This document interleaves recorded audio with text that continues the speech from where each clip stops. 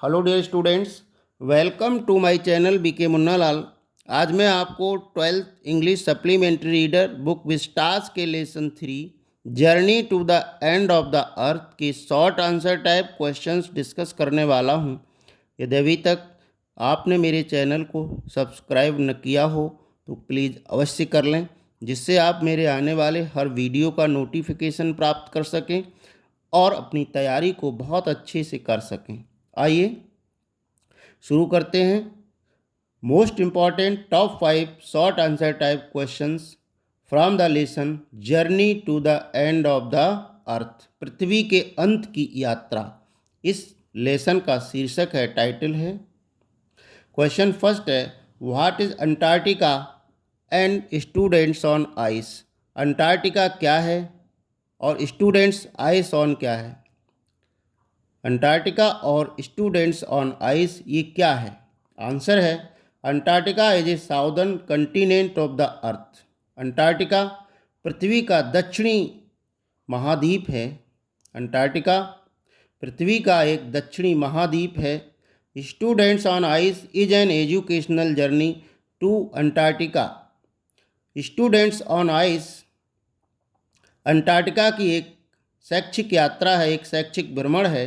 So that the student future policy makers of the earth में realise, ताकि विद्यार्थी जो कि हमारी पृथ्वी की भविष्य की नीतियों के निर्माता हैं, ये महसूस कर सकें that the end of the earth is quite near, कि पृथ्वी का अंत बिल्कुल करीब है, समीप है।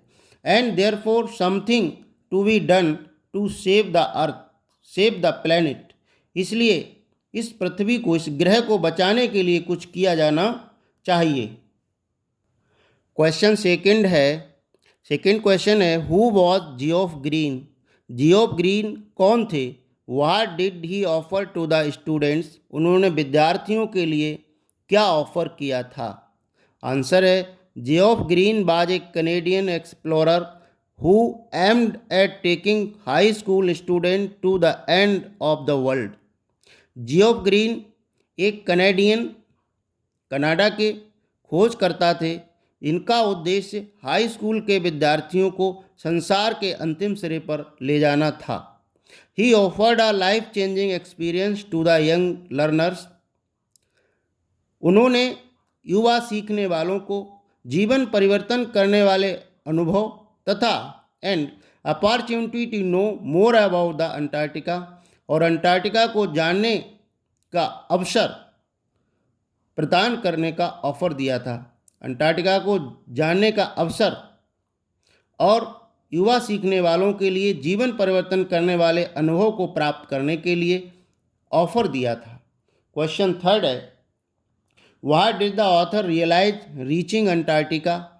अंटार्कटिका पहुंचने पर जो ऑथर है उसको क्या महसूस हुआ, उसने क्या महसूस किया।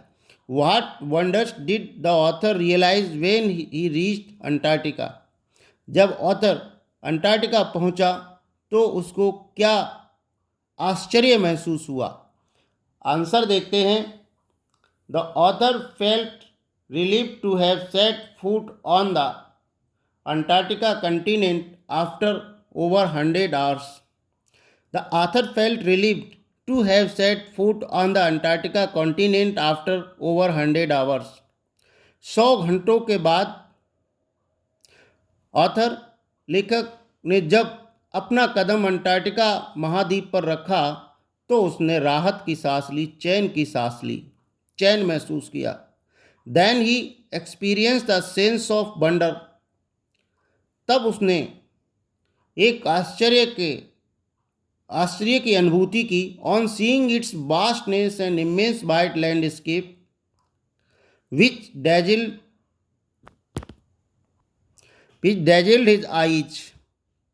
Then he experienced a sense of wonder on seeing its vastness and immense wide landscape which dazzled his eyes. तब उसने इसकी विशालता और असीमित सफ़ेद पृष्ठभूमि जो कि उसकी आंखों को चौंधिया रही थी, उसे देखकर उसने एक अद्भुत आश्चर्य को महसूस किया। ये उसने वंडर थे जो उन्हें महसूस किए लेखक ने। जो वहाँ की सफ़ेद बर्फ की पृष्ठभूमि थी, असीमित थी, अनंत थी, उसे देखा और इसकी विशालता को देखकर एक आश्चर्य महसूस किया उन्होंने। क्वेश्चन फोर्थ है, why is the average global temperature increasing? वैश्विक औसत तापमान में वृद्धि क्यों हो रही है? Why is the average global temperature increasing? वैश्विक जो तापमान है, औसत तापमान है, उसकी वृद्धि क्यों हो रही है? आंसर है, the average global temperature is increasing because of depletion in the ozone layer. वैश्विक औसत तापमान में वृद्धि इसलिए हो रही है क्योंकि ओजोन लेयर में कमी हो रही है, which affect the activity of phytoplankton, which in the turn affect the global carbon cycle. Carbon ozone layer में कमी समुद्री शैवाल की क्रियाविधियों को प्रभावित करता है, जिससे विश्व का कार्बन साइकिल प्रभावित होता है। इसके कारण औसत वैश्विक तापमान में वृद्धि हो रही है। ओजोन लेयर में कमी के कारण समुद्री शैवाल फाइटोप्लैंक्टन की क्रियाविधि प्रभावित होती है, जिसके परिणाम स्वरूप वैश्विक कार्बन साइकिल प्रभावित होता है और पूरे विश्व का जो औसत तापमान है उसमें वृद्धि होती है। क्वेश्चन फिफ्थ है, why are the youngster call the future policy makers of the earth? युवाओं को पृथ्वी की भविष्य की नीतियों का निर्माता क्यों कहा जाता है?